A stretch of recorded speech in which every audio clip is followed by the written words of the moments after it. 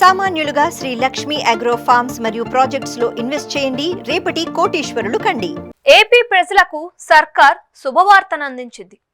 సంక్రాంతి నుంచి మరో కార్యక్రమం అమలు చేసేందుకు కూటమి ప్రభుత్వం సన్నద్ధమవుతోంది. పేదరికం లేని సమాజ నిర్మాణమే లక్ష్యంగా P4 కార్యక్రమాన్ని రూపొందించనున్నారు.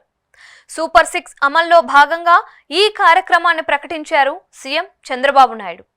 సంక్రాంతి నుంచి P4 ప్రోగ్రాం అమల్లోకి రాబోతుందని సీఎం స్పష్టం చేశారు. దీపావళి నుంచి ఉచిత గ్యాస్ సిలిండర్ల పథకానికి శ్రీకారం చుట్టనున్నట్టుగా ఇప్పటికే ప్రకటించారు. ఈ నేపథ్యంలో సంక్రాంతి నుంచి P4 కార్యక్రమం అమలు చేయాలని నిర్ణయించింది. ఈ విషయాన్ని సీఎం చంద్రబాబు నాయుడు ప్రకటించారు. బందర్లో పర్యటించిన సీఎం చంద్రబాబు 2047 కల్లా భారత్ ప్రపంచంలోనే సూపర్ పవర్గా మారబోతోంది అన్నారు.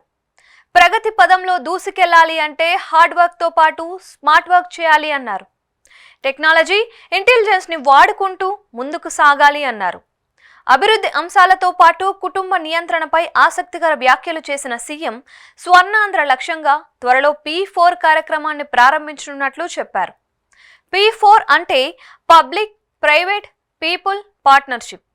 పేదరిక నిర్మూలనే లక్ష్యంగా ఈ కార్యక్రమాన్ని రూపొందించారు.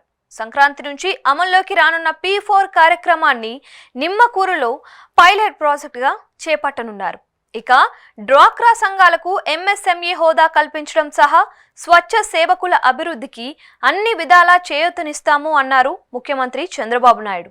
జనవరి నుంచి రాష్ట్ర వ్యాప్తంగా అమలు కాబోతున్న P4 కార్యక్రమం ఎలా ఉండబోతోంది, దాని విధి విధానాలు ఎలా ఉంటాయి అనే చర్చ జరుగుతోంది. ఇప్పుడు P4 అంటే పబ్లిక్, ప్రైవేట్, పీపుల్ మరియు పార్ట్నర్షిప్. రాష్ట్రంలో కుల గణనకు బదులు నైపుణ్య గణన చేపట్టాలని నిర్ణయించామన్నారు సీఎం చంద్రబాబు. దీనిపై కేబినెట్లో చర్చించి ఆమోదించామని చెప్పారు. మానవ వనరులను పెట్టుబడిగా మార్చేందుకు మార్గదర్శకాలన్నింటినీ అందిపుచ్చుకుంటూ సంపద సృష్టించడమే లక్ష్యంగా చంద్రబాబు కార్యాచరణ. స్వల్ప, మధ్యకాలిక, దీర్ఘకాలిక లక్ష్యాలతో ప్రజలకు ఉపాధిని అందించాలి.